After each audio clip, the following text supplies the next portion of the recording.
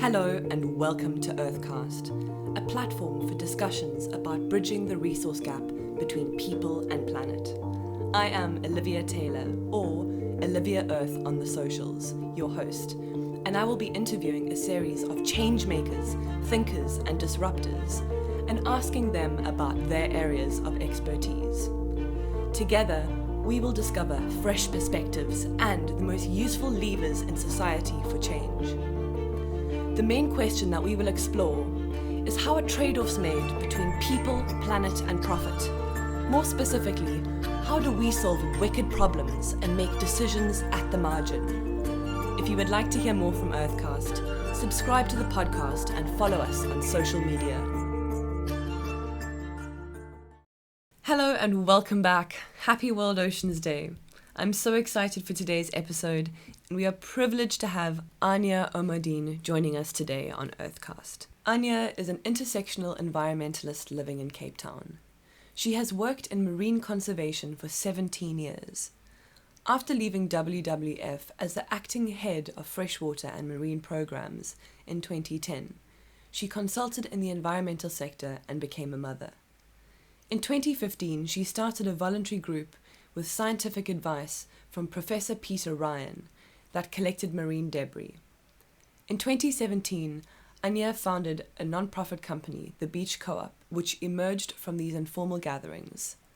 Aaniyah was selected as part of the first cohort of women for the environment in Africa and has embarked on this journey for 2021 with 13 other African women. In addition, she is a registered PhD student at the Education Learning Research Center at the university currently known as Rhodes. It's World Oceans Day today. How can we use this day to think about restoring historic injustice and creating a more inclusive ocean environment for all people, especially those who have been purposefully excluded due to racist laws and policies? And then additionally, who would you say is doing some exciting and innovative work in this space? I really love this question, Olivia, and I thought about it and I thought that we can start by opening up our hearts and leaning into the discomfort of having these conversations around these issues. And through listening and sharing our experiences and for example, our first ocean memories, there's so much power and healing in having these difficult conversations. And I'd really encourage people to do so. And the ocean belongs to all of us, and we're all responsible for its health and well-being. But before we jump into protecting and conserving it, we need to stay with the trouble, as Donna Haraway would say, and acknowledge the past injustices to allow for a reconnection with nature.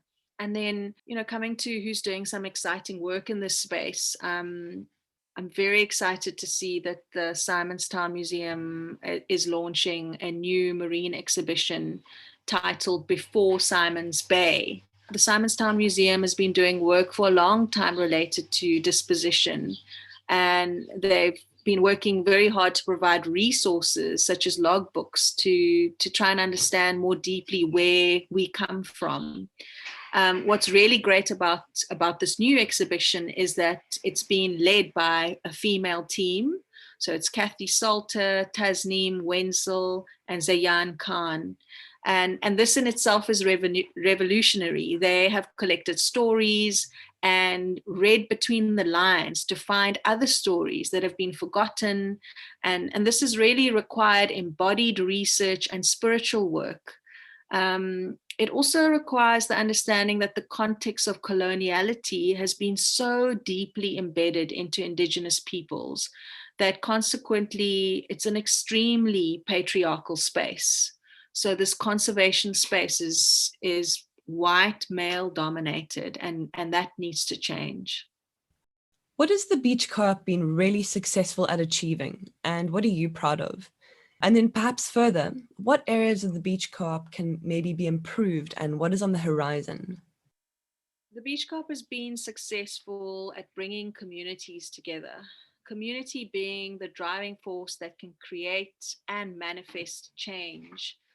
And the term community holds historical connotations of political, economic, and social disadvantage in South Africa. But for me, community encompasses a sense of kinship or family among a group of living things, human and more than human, that care for the well-being of our planet and its people. And I really feel that the Beach Cop has played a huge role in trying to manifest this idea of what community is and the power that community has. Um, as far as the Beach Cops, what projects we have on the horizon and what we can improve, I'd say improving on our monitoring and evaluation and how we actually capture how community is growing and how this enhances ocean health. It's a very difficult task to measure how the community is growing and how they're beginning to care for ocean health. But I'm really hoping that my PhD studies and understanding more post-qualitative methodologies will help us with this. Future projects for the Beach Cop, we want to better understand the diverse identities of coastal communities. We operate mainly in Cape Town, although we've worked nationally. So we'd like to start in Cape Town. And, you know, Cape Town is a coastal city rich in cultural heritage and contexts. And we want to spend more time engaging with and bridging diverse networks across the metropolis in an attempt to understand our community better. And then secondly, another focus would be to direct our data collection efforts to answer locally relevant questions. So the Dirty Dozen methodology has been something that we've been working with for the last 4 or 5 years. And we know that people love it and there's engagement and uptake of this methodology. So they are very much interested in doing citizen science. But we want to reassess and look at the data that's been collected and be more strategic about where and when we do our beach cleanups so that they can be more effectively aligned to local research questions and agendas. And if I'm correct, there is going to be a New Moon beach cleanup on the 10th of June, just in a few days. Yeah, excellent. And so Thank you. If people want to come and get involved, where should they meet and at what time? So they should meet us at Muizenberg Surfers Corner. Right in the corner, there's a set of concrete steps that take you down to the rocky shore, or otherwise, you'll see our banner flapping on over there. And definitely bring some shoes that can get wet. We provide the bags and we'll be there at 9 o'clock on the rocky shore. I can't wait to see where you guys go because watching the momentum that you've built over the past, just few years has been absolutely incredible. And then briefly, I wanted to know a little bit more. What is the focus of your PhD? And what in your life and career has culminated in you choosing to pursue this career and study combo? So my research question for my PhD is, how do we as human beings learn to reconnect to our marine environment and our hydrocarbons, essentially. But what makes it interesting for me is the South African context, right? And our connection to the marine environment is so different depending on who we are. And given our South African context and the apartheid legacy, there are different reasons why people connect to our marine environment. And the Group Areas Act played a huge role in that disconnection from the marine environment. So I'll be looking at all of those nuances and trying to understand and unpack how we as human beings can care for our marine environment. I'm busy working on my proposal, which I hope to submit at the end of June. So it's a big month for me, not only World Oceans Day, but I'm excited about it and really looking forward to learning through the process and adding value to the work at the Beach Carp while studying as well. Brilliant. Thank you so much. So I've seen you've often referred to yourself as an intersectional environmentalist, and that's something that you're doing currently. So I want to know, what do you want to be when you grow up? And I say that in inverted commas. Perhaps the term intersectional environmentalist, we won't need that anymore. What do you really want to be when you grow up? Definitely still figuring that out, but the Women for the Environment in Africa leadership course that I'm currently enrolled and working on, as well as the PhD journey, will hopefully guide me. And I'd imagine that it involves the facilitation of understanding the needs of people and how those are met with the needs of the planet and our common resources that need to be shared and cared for by all of us. So some kind of facilitation role, I suppose, in that space is where I see myself in the future. Thank you so much for going into that. I interviewed Danisha Nandan in episode 9, and when I asked her the final question, she said that she would really have liked me to ask this particular question, which was, how do you see racism affecting conservation? And further, how can people in conservation listening to this do conservation in an authentic way, which does not continue to perpetuate racist ideologies? So given you're a friend of Danisha's, I would love to hear your response to this question. Such an important question that Danisha raises, because racism is so intertwined with conservation and our historical apartheid legacy. In simple terms, conservation is seen as a white man's way of protecting land and kicking people of color off that land to ensure its protection. That's what is perceived as the traditional conservation way of doing things. And so I feel that conservationists and white conservationists in particular need to acknowledge this legacy and traditional style and approach conservation, you know, and the approach to conservation, which has deeply affected people of color and their connection to blue and green spaces. And so, in order to revive this connection, we need to approach caring for blue and green spaces in a different way, or in different ways, through our ancestral heritage, indigenous knowledge, art, dance, music, and then providing opportunities for people that haven't had access, to teach them how to snorkel or to take them onto the rocky shore and explore, not only clean up the beach, but also explore the wonders, plants and animals that live in that rocky shore, which is something we do at the Beach Carp. So Denisha's actually named this method. It was through her that I realized, well, actually, this is what we're doing at the Beach Carp. We're trying these different ways of encouraging people to care, to awaken their connection to nature. And she terms this method or approach a biocultural assemblage. So to not only consider the biodiversity, but also the cultural diversity that connects us to nature. Wow, that was such a magnificent response. I really, really appreciate you going into such a deep dive in that. And, we've spoken about Denisha's work, but who else individually and at an organizational level is doing some really good work in this regard? I'm not sure if you come across Amphitheatre, and they're doing amazing work in this regard. And the co-directors are Neil Coppin, Mpumi Mtombeni, and Dylan McGarry.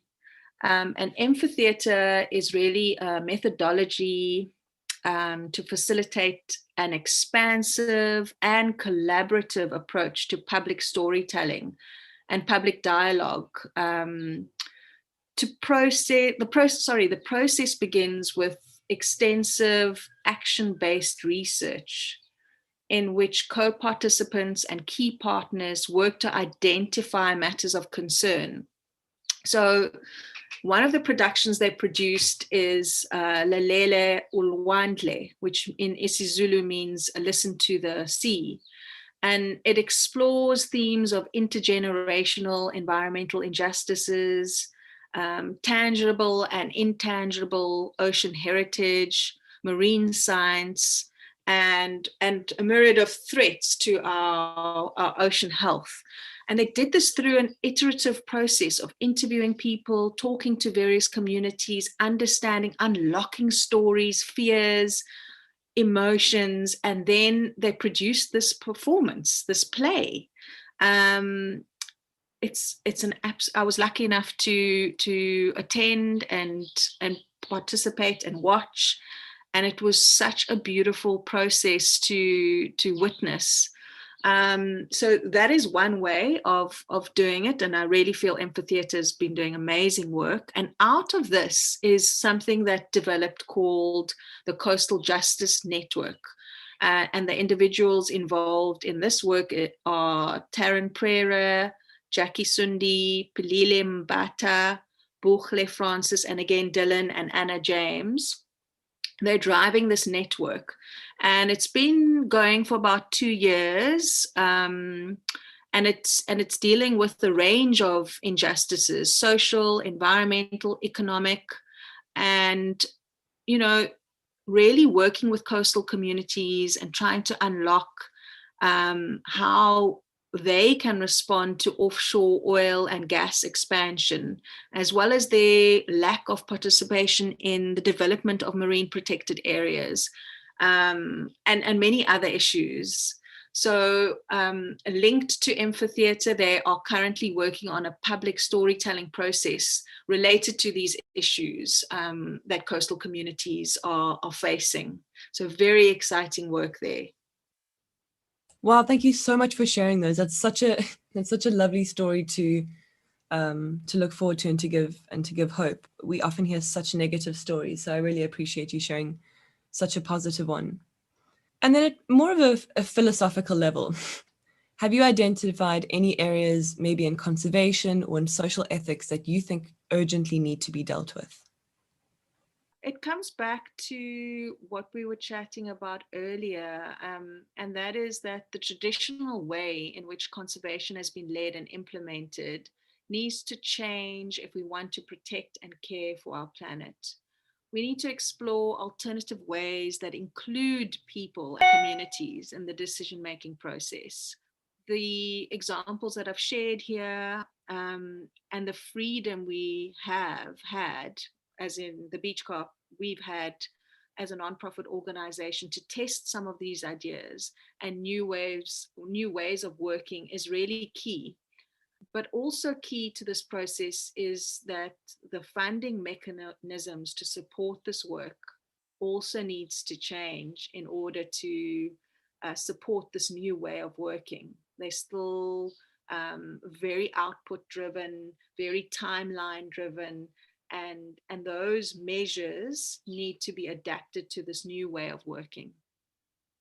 Brilliant. I'm going to definitely give some thought to those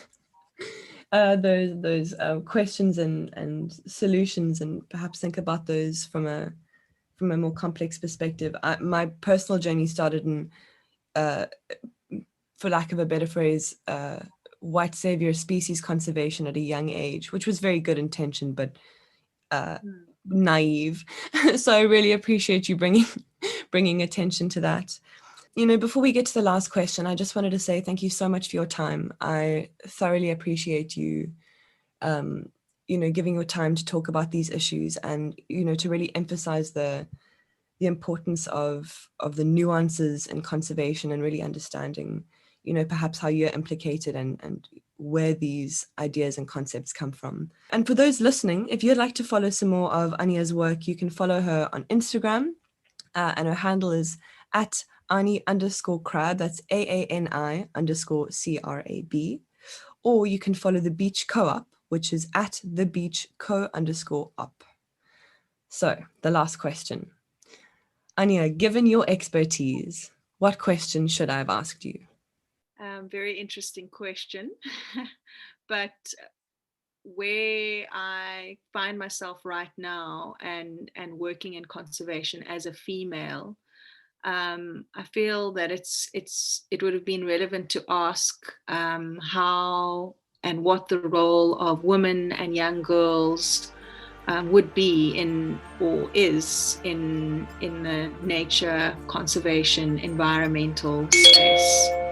That is a question I would have asked. Thank you for joining me today at Earthcast. If you enjoyed what you heard, please subscribe to this podcast and leave a review. Let's chat next episode, where I will be asking more creatives and intellectual disruptors about making decisions at the margin. See you next time.